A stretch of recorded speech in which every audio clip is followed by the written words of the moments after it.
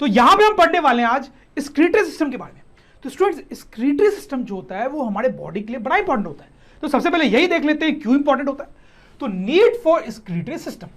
सो आप देखें स्टूडेंट्स, हमारे बॉडी में बहुत सारे वेस्ट सब्सटेंसेज या हार्मफुल सब्सटेंसेज भी होते हैं, उनको बॉडी से बाहर निकालने की जरूरत होती है स्टूडेंट्स। नहीं तो हम बीमार पड़ सकते हैं स्टूडेंट्स, हम मर भी सकते हैं। तो उनको बाहर निकालने के लिए ही एक्सक्रीटरी सिस्टम की जरूरत होती है। तो मैं आपको पहले ये बताता हूं कि ये हार्मफुल सब्सटेंसेज या वेस्ट मटेरियल हमारे बॉडी में आते कहां से। तो बड़ा सिंपल है स्टूडेंट्स, उनका पहला सोर्स तो खुद फूड ही है। तो ऐसे तो फूड हमारे लिए बड़ा इंपॉर्टेंट है, उससे हमें सारा न्यूट्रिशन मिलता है। लेकिन जब हम कुछ खाते हैं स्टूडेंट्स, तो आप समझ सकते हैं कि उसमें बहुत सारी फालतू की चीजें भी होती हैं जो हमारे बॉडी के काम की नहीं है या फिर हार्मफुल भी हो सकती है। तो उनको अगर हमने खा लिया है तो अब बाहर भी निकालना पड़ेगा students, right. So food is one source of waste material. Second source जो है students, that is biochemical reactions. तो स्टूडेंट्स आपको बड़ी आसानी से बात समझ में आ जाएगी कि हमारे बॉडी में बहुत सारी केमिकल रिएक्शंस होते हैं, जैसे कि आपने पढ़ा भी है एरोबिक रेस्पिरेशन, फिर हमने डाइजेस्टिव सिस्टम भी पढ़ा है, उसमें देखा कि एंजाइम्स कैसे रिएक्ट वगैरह करते हैं। तो इन सब रिएक्शंस में कई बार ऐसे सब्सटेंसेस बन जाते हैं जो कि हमारे बॉडी के लिए काम के नहीं है, तो उनको भी बाहर निकालने की जरूरत पड़ती है। आपको समझ में आई बात स्टूडेंट्स? तो हम लिख सकते हैं कि नीड फॉर एक्सक्रीटरी सिस्टम क्या है। Point number 1, to remove waste materials from our body such as some salts and nitrogen compounds like urea and uric acid. समझ में आ रही बात स्टूडेंट्स? सो देखिए, कुछ सॉल्ट्स को बाहर निकालना होता है स्टूडेंट्स। ये वो सॉल्ट नहीं है जो हम खाते हैं स्टूडेंट। आपको केमिस्ट्री में शायद देखा होगा कि सॉल्ट्स बहुत टाइप के होते हैं, तो ये दूसरे टाइप के सॉल्ट्स की बात हो रही है। And then focus on this nitrogen compounds urea and uric acid. हमारे बॉडी के लिए ये नाइट्रोजन कंपाउंड्स काम के नहीं होते हैं, इसलिए हम इसको निकाल रहे होते हैं। बट मैं आपको बता दूं, ये कंपाउंड्स एज सच बड़े इंपॉर्टेंट होते हैं प्लांट्स के लिए, इसलिए इनका फर्टिलाइजर्स बनाने में बहुत यूज होता है स्टूडेंट्स। समझ में आई बात? ठीक है। अब दूसरा जो यूज है एक्सक्रीटरी सिस्टम का वो मैं आपको बताता हूं। Point number 2, to regulate amount of water in the body. Students आपने देखा होगा कि हम ज्यादा पानी पी लेते हैं, कभी कम वाटर पी लेते हैं। तो बॉडी में कोई ना कोई ऐसा सिस्टम होना चाहिए जो अमाउंट ऑफ वाटर को कंट्रोल कर सके, राइट। आपने देखा होगा कि अगर हम ज्यादा पानी पी लेते हैं तो उस दिन हम बहुत ज्यादा यूरिन करते हैं, राइट। तो एक्सक्रीटरी सिस्टम जो है वो वाटर के अमाउंट को कंट्रोल करता है हमारे बॉडी में, जैसा कि हम इस चैप्टर में देखेंगे भी। So now it's time to see the organs of excretory system. तो स्टूडेंट्स, ये सारे ऑर्गन्स आप देखें, ये एक्सक्रीटरी सिस्टम बनाते हैं और ये हमारी बॉडी में कहां पर होते हैं वो आप यहां पे देख सकते हो। इसकी बात और डिटेल में हम थोड़ी देर में करेंगे। पहले फोकस करते हैं इन ऑर्गन्स का नाम क्या है स्टूडेंट्स। तो जो सबसे इंपॉर्टेंट ऑर्गन है एक्सक्रीटरी सिस्टम का स्टूडेंट्स, वो है ये, और इसका नाम है स्टूडेंट्स किडनी, और they are 2 in number and you can see that is bean shaped। Students जैसे देखो, हमारे बॉडी में कुछ बड़े इंपॉर्टेंट ऑर्गन्स होते हैं जिनका बड़ा नाम है, जो बड़े प्रसिद्ध है, पॉपुलर हैं, जैसे कि हार्ट हो गया, लंग्स हो गया, ब्रेन हो गया। वैसे स्टूडेंट्स किडनी भी बड़ा इंपॉर्टेंट होता है। अगर किसी आदमी की किडनी खराब हो जाए तो ही में इवन डाई। नाउ स्टूडेंट्स, एक चीज और आप देखें कि ये जो दोनों किडनीज हैं वो डिफरेंट हाइटें बनाई गई है। तो ये डायग्राम में कोई गलती नहीं है स्टूडेंट्स, ऐसा ही होता है, दोनों का हाइट थोड़ा अलग होता है बॉडी। अच्छा, अब स्टूडेंट्स आप देखिए, दोनों किडनीज से ट्यूब लाइक स्ट्रक्चर जो है वो नीचे आ रहा है, उसको बोलते हैं यूरेटर। क्या बोलते हैं? यूरेटर। और वो दोनों ट्यूब लाइक स्ट्रक्चर्स एक बैग लाइक स्ट्रक्चर में एंड कर रहे हैं, जिसको बोलते हैं यूरिनरी ब्लैडर। ये जो है एक मस्कुलर स्ट्रक्चर होता है स्टूडेंट्स, और ये एक्सपैंड और कॉन्ट्रैक्ट कर सकता है, जैसा कि इस चैप्टर में हम आगे देखेंगे। और फिर towards the end of this bag like structure there is a small tube like structure that is called urethra। समझ में आ रही बात students? So these are the main organs of excretory system। उसके अलावा students we can study about these blood vessels। तो students आप देखो, ये जो ब्लड वेसल है जो ऑक्सीजनेटेड ब्लड लेके आ रहा है, किडनीज को एक्चुअली ऑक्सीजनेटेड ब्लड दे रहा है, वो है एओर्टा आर्टरी। उसके बारे में स्टूडेंट्स हम ऑलरेडी पढ़ चुके हैं सर्कुलेटरी सिस्टम में। अच्छा, ये जो आपको दिख रहा है जो डीऑक्सीजनेटेड ब्लड किडनी से ले जाने वाला है स्टूडेंट्स, वो है इंफीरियर वेना कावा। समझ में आ रही बात स्टूडेंट्स? इन सब के बारे में हम पहले सर्कुलेटरी सिस्टम में बहुत डिटेल में देख चुके हैं स्टूडेंट्स। और आप देख सकते हैं कि ये आर्टरी और ये जो वेन है स्टूडेंट्स, वो 2 ब्रांचेस में डिवाइड हो जाती है, बिकॉज वी हैव 2 किडनीज, तो दोनों में उनको जाना है, और उनको फिर बोलते हैं रेनल आर्टरी या रेनल वेन। रेनल वर्ड का मतलब ही होता है किडनी, तो इनको कई बार किडनी वेन या किडनी आर्टरी भी बोल सकते हैं फॉर सिंप्लिसिटी। समझ में आई बात? तो अब ध्यान देते हैं इस डायग्राम की तरफ, और आप इसमें देखें कि जो पूरा का पूरा स्ट्रक्चर है वो कहां पर होता है। तो आप देख सकते हैं स्टूडेंट्स कि वो एब्डोमेन में होता है। ठीक है। और स्टूडेंट्स आपको ये भी समझ में आ रहा होगा कि ये पीछे की तरफ होता है, इंटेस्टाइन, स्टमक, इन सबके पीछे होता है, पीछे, जैसा कि आपको डायग्राम में दिख रहा है। सो डॉर्सल एब्डोमेन में होता है, पीछे की तरफ। तो मतलब ये पूरा स्ट्रक्चर, खासकर किडनी की बात करें तो वो कहीं यहां पर होगी, लेकिन पीछे पीछे टुवर्ड्स बैक स्टूडेंट्स। तो अब हम यहां पे देखेंगे पूरा का पूरा एक्सक्रीटरी सिस्टम काम कैसे करता है। तो उसके लिए आपको इस एओर्टा आर्टरी पे ध्यान देने की जरूरत है स्टूडेंट्स। सो आप देखिए क्या होता है कि ये जो एओर्टा आर्टरी है वो दो ब्रांचेस में डिवाइड होकर दोनों किडनीज में जाती है। जैसे इस किडनी की अगर हम बात करें, दोनों में एक ही चीज होता है, तो इसकी बात करते हैं। तो ये आर्टरी यहां पे आके बहुत सारे ब्रांचेस में डिवाइड होती है और फाइनली वो कैपिलरीज बनाते हैं, कैपिलरीज बनाते हैं। तो उनका सिंप्लीफाइड स्ट्रक्चर मैंने यहां पे बनाया, बाद में डिटेल भी देखेंगे, ठीक। फिर वो कैपिलरीज मिल के वेन्स बनाती हैं और वही वेन जो है वो रेनल वेन से कंबाइन होती है और फिर वेना कावा से कंबाइन होती है, ठीक। तो ब्रीफली आपको समझ में आया अंदर किडनी के क्या स्ट्रक्चर होता है कि जो आर्टरीज थी वो कैपिलरीज में डिवाइड हुई और फिर वो वेन्स में मिल गई, ठीक। अब ध्यान देंगे स्टूडेंट्स, इस आर्टरी से जो ब्लड आ रहा है स्टूडेंट्स वो ऑक्सीजनेटेड ब्लड होता है। ऑक्सीजनेटेड मतलब काम की चीज, उसमें ऑक्सीजन है, लेकिन स्टूडेंट्स उसमें बहुत सारा वेस्ट मटेरियल भी होता है, इसलिए इस ब्लड को डर्टी ब्लड भी बोलते हैं। तो स्टूडेंट्स आपको तो पता है कि ब्लड जो है पूरे बॉडी में हमारे घूमता है, तो पूरे बॉडी में घूमते घूमते वो सारा वेस्ट मटेरियल कलेक्ट करता है। जो भी बॉडी के पार्ट्स में वेस्ट मटेरियल है वो ब्लड में डिसॉल्व हो जाता है, ठीक है। तो वही ब्लड जो है वो यहाँ पे आया है स्टूडेंट्स, ठीक है। तो देखो ध्यान दें, इस ब्लड में ऑक्सीजन है जो कि अच्छी बात है, लेकिन इसमें बहुत सारा डर्टी सब्सटेंस भी है जिसको बॉडी से बाहर निकालने की जरूरत है, ठीक। तो वो ब्लड जो है आप समझ सकते हैं कि किडनी के अंदर आता है, उस किडनी के अंदर भी जाता है, दोनों में सेम ही कहानी होती है, हम इसकी बात करते हैं, ठीक। तो वो ब्लड जब कैपिलरी से क्रॉस होता है तो यू कैन अंडरस्टैंड अब कि क्या होता होगा, क्योंकि रेस्पिरेटरी सिस्टम आपने पढ़ चुका है। तो क्या होता होगा आप ही बताएं मुझे। क्योंकि वो ऑक्सीजनेटेड ब्लड है तो कैपिलरीज के थ्रू ऑक्सीजन डिफ्यूज होकर किडनी में आ जाता है, बाहर आ जाता है, और किडनी में जो कार्बन डाइऑक्साइड प्रोड्यूस हुआ है वो उस कैपिलरी में अंदर चल जाता है। और आप समझ सकते हैं कि अब ये डीऑक्सीजनेटेड ब्लड जो है वो वेना कावा के थ्रू चला जाएगा यहां से, राइट। अच्छा, ये ऑक्सीजन जो निकला और कार्बन डाइऑक्साइड जो अंदर गया वो तो कहानी आपको समझ में आ रही होगी, वो सब एरोबिक रेस्पिरेशन से रिलेटेड है। हमने रेस्पिरेशन में पढ़ा था कि बॉडी में जो सेल्स होते हैं वो एरोबिक रेस्पिरेशन करते हैं।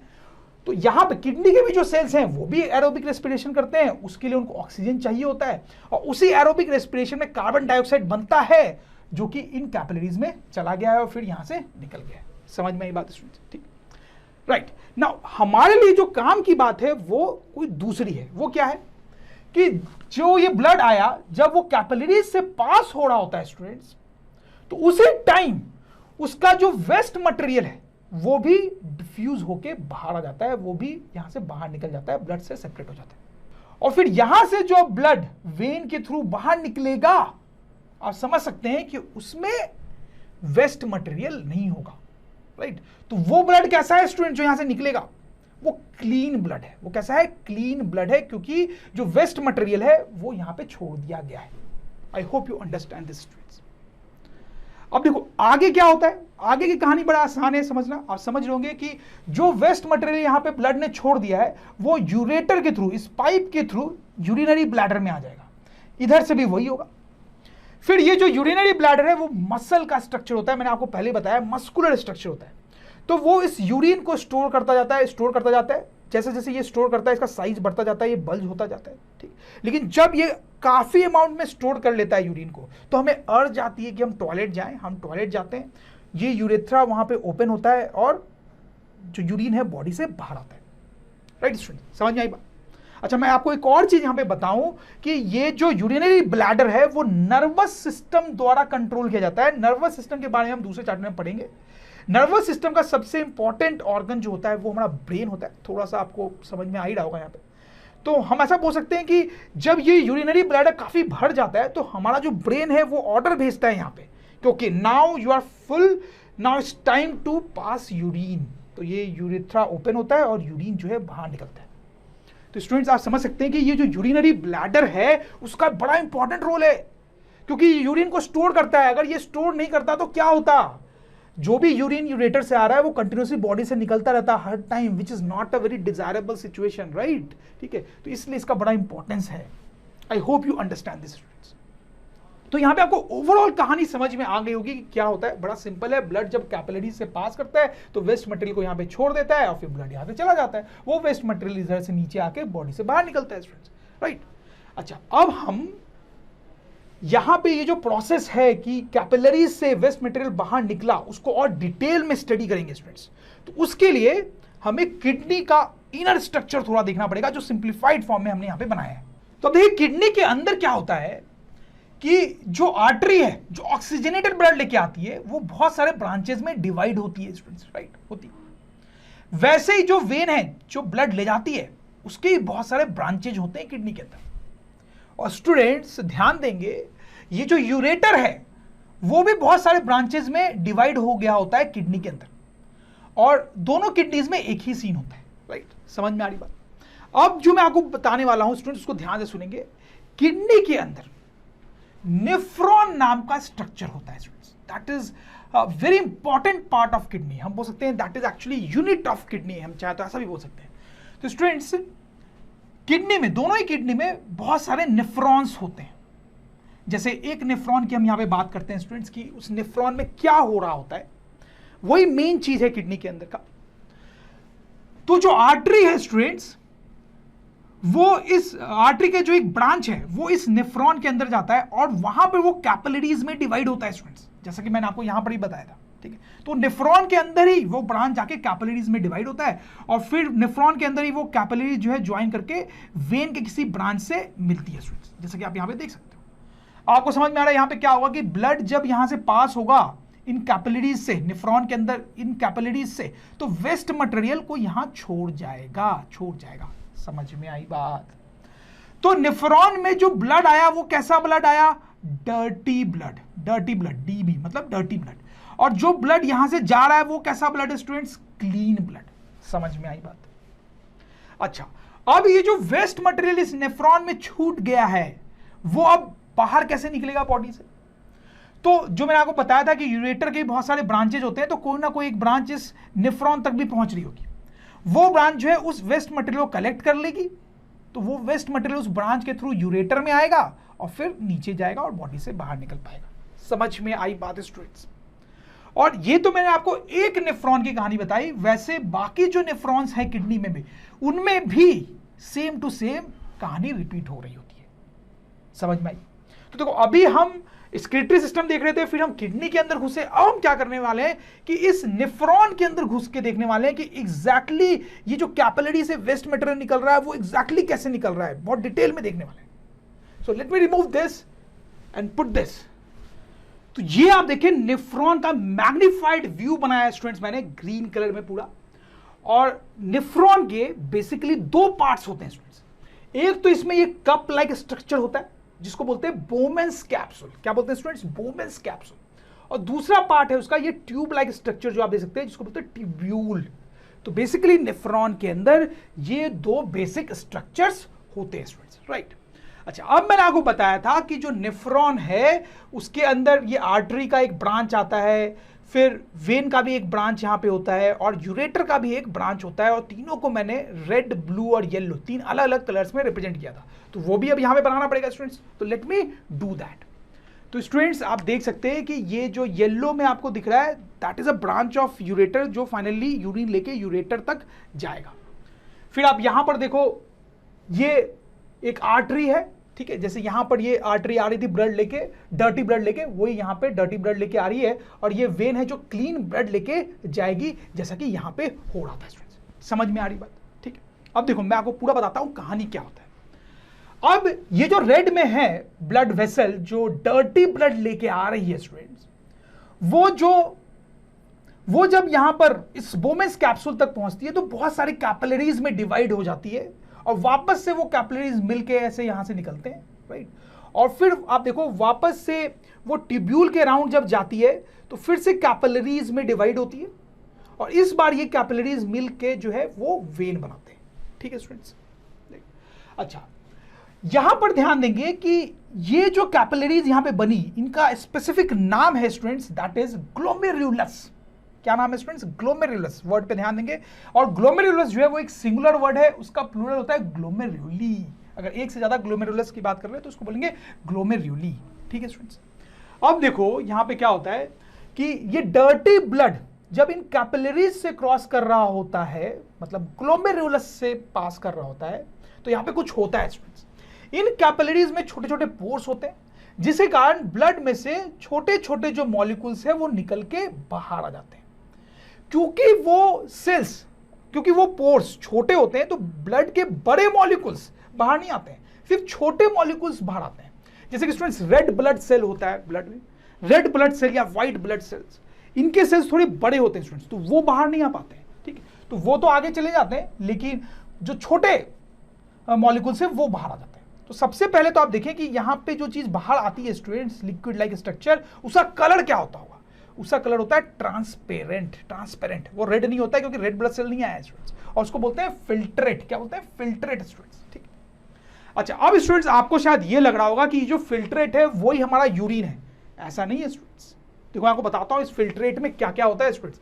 इस फिल्ट्रेट में होता है ग्लूकोज, इसमें होता है एमिनो एसिड, इसमें होता है कुछ सॉल्ट्स, कुछ वाटर, यूरिया, ऐसे करके बहुत सारे सब्सटेंसेस होते हैं इसमें। अच्छा आप मुझे ये बताओ, क्या ये सारे सब्सटेंसेस आपको वेस्ट सब्सटेंस लग रहे हैं? नहीं स्टूडेंट, जैसे देखो यूरिया जो है वो तो वेस्ट सब्सटेंस है, उसको बॉडी से बाहर निकालने की जरूरत है, लेकिन ग्लूकोज और अमीनो एसिड जो है वो वेस्ट सब्सटेंस नहीं है। वो तो हमने पहले पढ़ा है, वो तो हमारे बॉडी के लिए बहुत काम पे होते हैं, राइट? उनको बॉडी से बाहर निकालने की जरूरत नहीं है। इनफैक्ट सॉल्ट्स और वाटर की हम बात करें तो कुछ सॉल्ट और वाटर ऐसे हो सकते हैं जिनको बॉडी से बाहर निकालने की जरूरत है, लेकिन सबको नहीं। कुछ सॉल्ट्स काम के भी होते हैं और कुछ वाटर भी जरूरी है बॉडी के लिए, राइट स्टूडेंट्स? तो इसका मतलब कि जो यहां से निकला उसको हम फिल्ट्रेट बोल रहे हैं, but that is not urine, क्योंकि उसमें कुछ काम की चीजें भी हैं जो हम बाहर निकालना नहीं चाहते हैं। समझ में आ रही है? This is a very important point. अच्छा अब देखते हैं आगे क्या होता है। अब ये जो फिल्ट्रेट है वो इस ट्यूब्यूल से होता हुआ आगे बढ़ता है।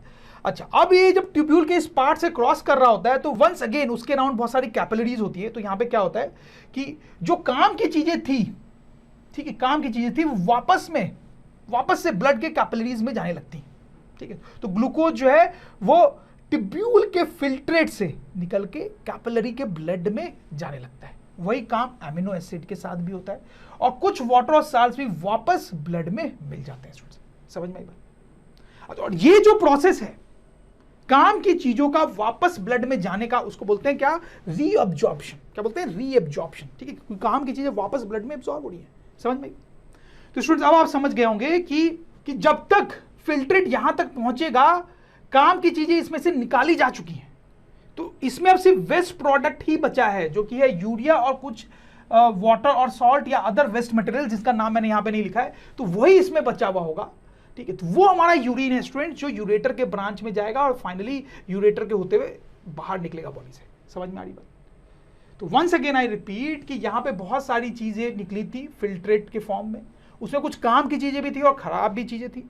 जो काम की चीजें थी वो वापस से ब्लड में चली जाती है यहां पे, ठीक है। तो यहां पे ट्यूब्यूल में सिर्फ यूरिन यानी फालतू की चीजें बचती हैं, जो यूरेटर के किसी ब्रांच में चली जाती है। समझ में आ रही बात? और यहां से जो ब्लड अब निकल रहा है उससे सारी गंदगी निकल चुकी है। It is clean blood students. I hope you understand this कि यहां पे क्या हो रहा है। बड़ा सिंपल है स्टूडेंट्स, बड़ा सिंपल है। और यहां पे जो मैंने आपको मेन चीजें बताई है वो मैं यहां पे लिख भी देता हूं स्टूडेंट्स, आप उसको वीडियो पॉज करके देखें। वही चीजें जो मैंने आपको पढ़ाई है आपको पूरा समझ में आएगा स्टूडेंट्स। सो स्टूडेंट्स इसी के साथ स्क्रीटरी सिस्टम कैसे काम करता है वो मैंने आपको बताया। आई एम श्योर कि आपको बड़ा मजा आया होगा, समझ में आया होगा, और कोई डाउट है तो वीडियो को रिवाइंड करके देखिए स्टूडेंट्स।